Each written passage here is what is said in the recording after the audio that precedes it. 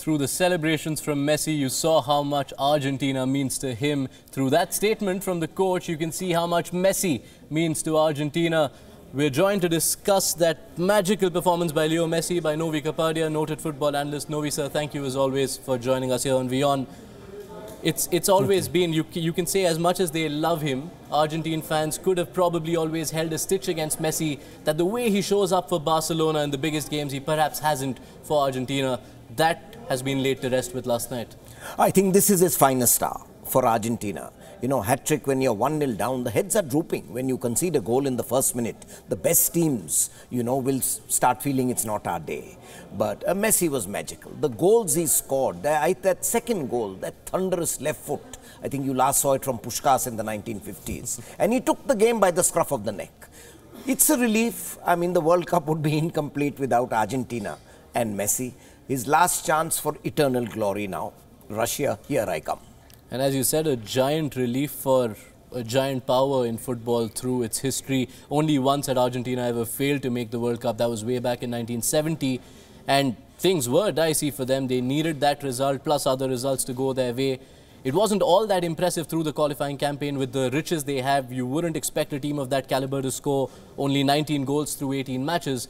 But one way or the other, they've made it, and they now will hope to end their jinx in Russia. Yeah, but you know, they've still not got a settled team. They were constantly chopping and changing. Okay, Aguero's injured, sometime there was Higuain, sometime there was Icardi. You know, I mean, they have such a wealth of riches. Any coach would be happy to have that. But they don't seem to have a settled squad. And, I mean, you know, either you do like 1986, let like the Argentinian team of 86 played with letting Maradona dictate everything. So either they decide that, they kept changing coaches also, but I think Sampioli is now there. You know, Yash, it's remarkable the amount of Argentine coaches that are going to be in Russia 2018. Saudi Arabia as an Argentina coach, Egypt, which is qualified as an Argentina coach, Colombia has an Argentinian coach. So there are so many, you know, of course, Chile is missed out with an Argentinian coach. I mean, they are the leaders in world football, but no, it would have been an incomplete World Cup without Argentina. I mean, I'm extremely happy, and one more chance to Russia with love from Messi. You mentioned all those coaches from Argentina. The coach in the Argentine camp was one who was with Chile earlier on in Jorge Sampaoli. What do you think he needs to do to make this team a real threat come that World Cup in a year from now? I think in the, well, less than a year that he has to have a settled squad. You know, you can't, will Aguero come back? See, Angel Di Maria playing there was, I think, remarkable. They missed him in the 2014 final also. I mean, Messi did exceptionally well there also, except the final against Germany. So I think a settled squad, whoever the two strikers he takes, he has to decide soon. You know, they've always been a very gritty defense, very tenacious in midfield. They don't have any exceptional playmakers in midfield. It's their attack which will take them. And they have to allow Messi to have a free hand and not put, I mean, others have to take the pressure also. And it's still a team which everybody is going to fear with Messi in this form. And I think Messi knows it's his last hurrah. He'll want to go out with a bang. Just to sum things up, this is how things finally finished in the South American qualifiers. Brazil were on the ropes after 4 rounds, but the appointment of Tite as coach helped turn the campaign around. They end with 12 wins from their 18 matches and just the 1 defeat, with a very healthy goal-scoring ratio as well. Uruguay were the second most consistent team, and their place in the standings shows it, although they finished 10 points behind Brazil. Argentina leapfrogged Peru and Colombia to 3rd place in the standings after that win against Ecuador. But with only 19 goals in 18 games, they have a lot to do before the World Cup. Colombia just about snuck through, as did Peru, with their goal difference of +1, just enough to edge out South American champions Chile.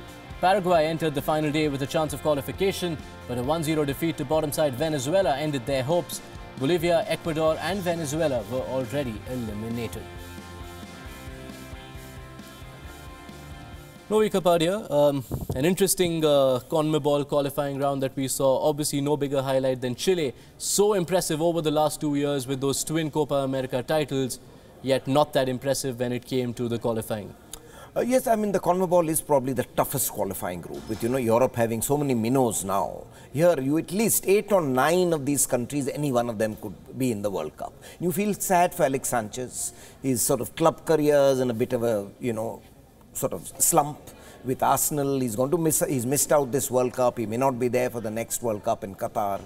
So it is a bit of a surprise. I mean, they seem the rising force in South American football after those 2 successive victories, where they almost sent Messi into retirement. But Messi is having the last laugh, and I think they missed Vidal a lot. They did miss Vidal. If you look elsewhere in the South American qualifiers, Novy, Brazil, quite impressive all through. As we just mentioned, it wasn't an impressive start at all. They had only 1 draw from their first 4 matches, but that appointment of Tite did turn things around, and they do look like a unit that could threaten lots of teams, as Brazilian teams tend to do at most World Cups. I think when they reached, complete breaking point, that desperation, then they realized they had to get out of this Dunga Scolari syndrome. For the last decade, Brazil has been dominated by the same ideas.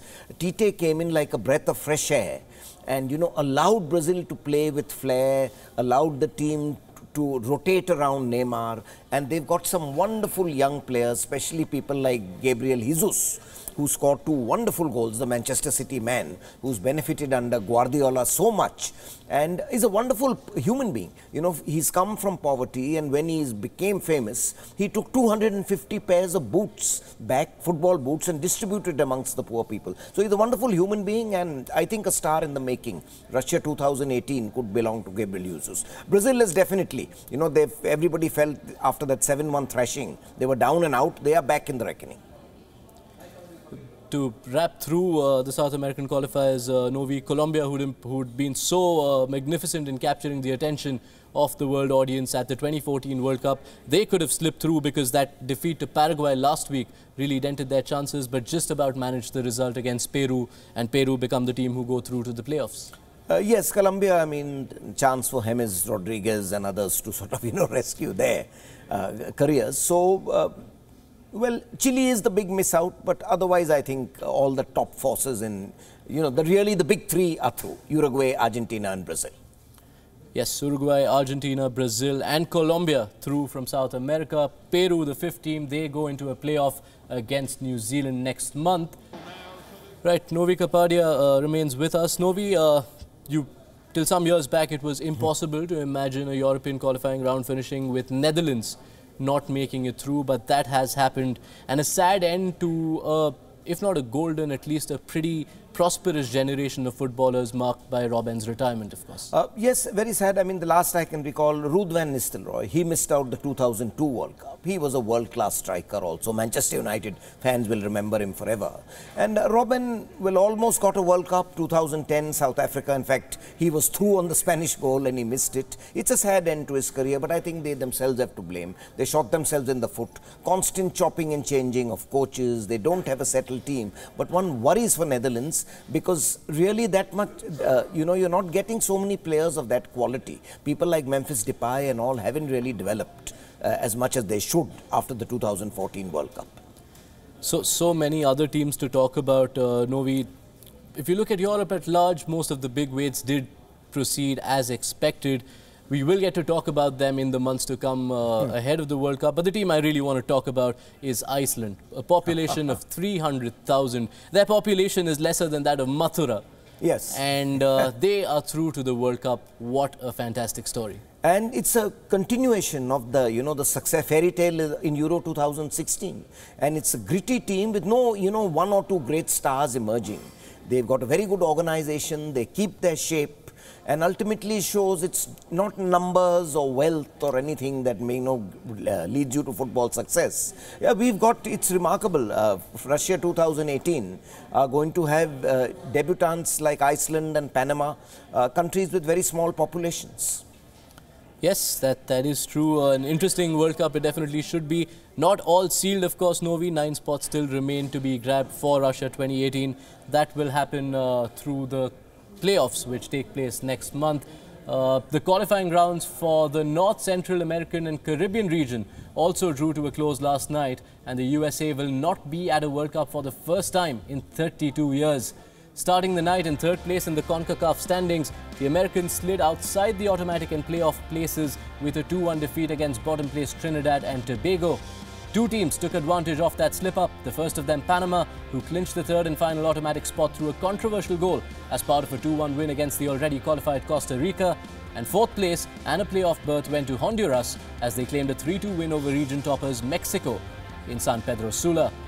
That's what those results meant to the final CONCACAF standings. Mexico and Costa Rica were secure going into the last round of fixtures, but the upturn or downswing from a US perspective was so massive that the Americans went from being almost certain of a direct entry to a finish outside of the playoff spot altogether. Panama instead gained direct entry, their maiden World Cup appearance at that, while Honduras go into an intercontinental playoff against Australia. Novy Kapadia, on that note, a surprise result from CONCACAF, USA not qualifying. Very major surprise. Very major surprise because, you know, I've seen USA over the years and, I mean, they are teams which have troubled the best. I mean, in 2002, they really made Germany struggle and they're a very tenacious team, very difficult to beat. And in 2014, with their former president supporting them and all, they were a team, I mean, again, they made Germany struggle and they seem to have so many players. You know, now what's going to happen to Major League Soccer? Is that going to be considered a failure? I mean, they're supposed to have so many young players coming out. I think this is a major setback to them. But of course, a lovely fairy tale to see Panama there. You know, most people wouldn't be able to place it on the map. Right.